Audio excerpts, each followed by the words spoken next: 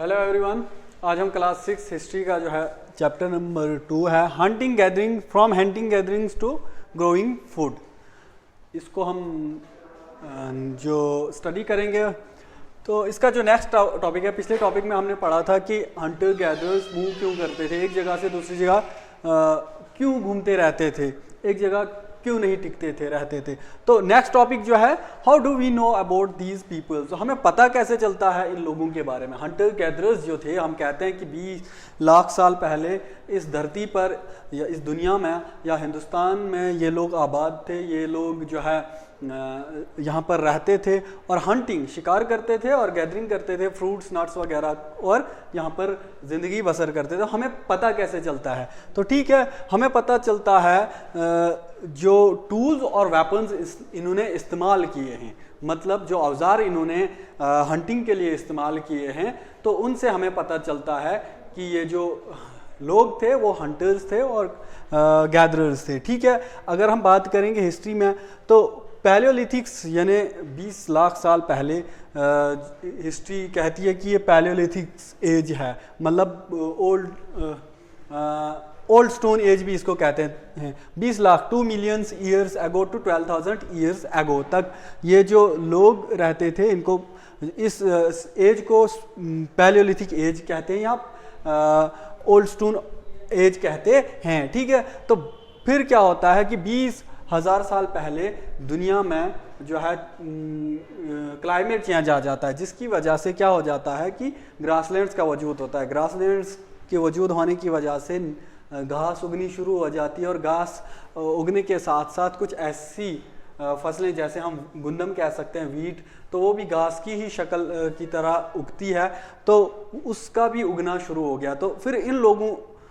ने जो है उस पर ध्यान रखते हुए जो है उसके बाद 12,000 ईयर्स एगो 12,000 साल के आसपास इन्होंने फिर ग्रोइंग फूड मतलब फसलें उगाना शुरू कर दिया, और साथ साथ में ही इनने जानवरों को पालना भी शुरू कर दिया। तो अगर हम बात करेंगे ये हंटर गैदरर्स की, तो ये वेपन्स इस्तेमाल करते थे, टूल्स यानी पत्थर के ये औजार इस्तेमाल करते थे शिकार करने के लिए। उसके अलावा जो है शिकार करने के साथ साथ ये उन्हीं पत्थर का इस्तेमाल जो जानवरों का वो मीट था उसको जो है काटने के लिए इस्तेमाल किया जाता था, या फिर जो है उनकी जानवरों की खाल निकालने के लिए भी पत्थर ही का इस्तेमाल होता था। तो इसीलिए जो है इनको हंटर्स जो है गैदरर्स कहा जाता है, ताकि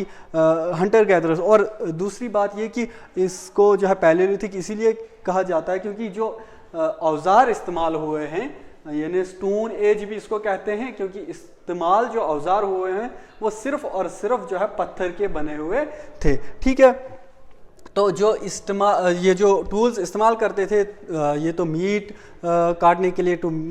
cut meat, scrape box and hides, मतलब खाल उतारने के लिए, या जो है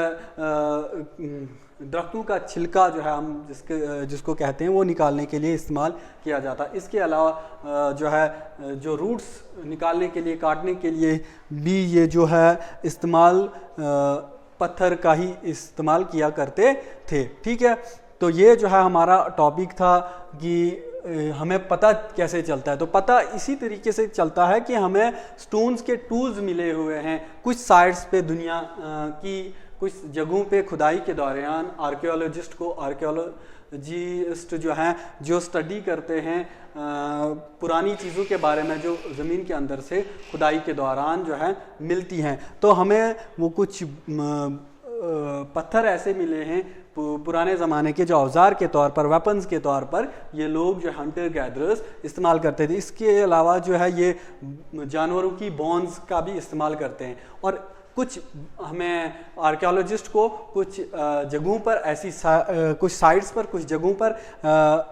हड्डियां भी मिली हैं जानवरों से, जिनसे हमें ये पता चलता है, जिनसे ये मालूम होता है कि ये लोग जो है हंटर गैदरर्स बाद में जो है इन्होंने फार्मिंग स्टार्ट की, और फार्मिंग स्टार्ट करने के साथ साथ ये भेड़, बकरियां वगैरह यानी जानवर भी पालते थे। और जो है डॉग जो है, कुत्ता, सबसे पहला जो है पालने वाला जानवर है। तो ये था हमारा टॉपिक। इंशाल्लाह नेक्स्ट जो है अगले चैप्टर में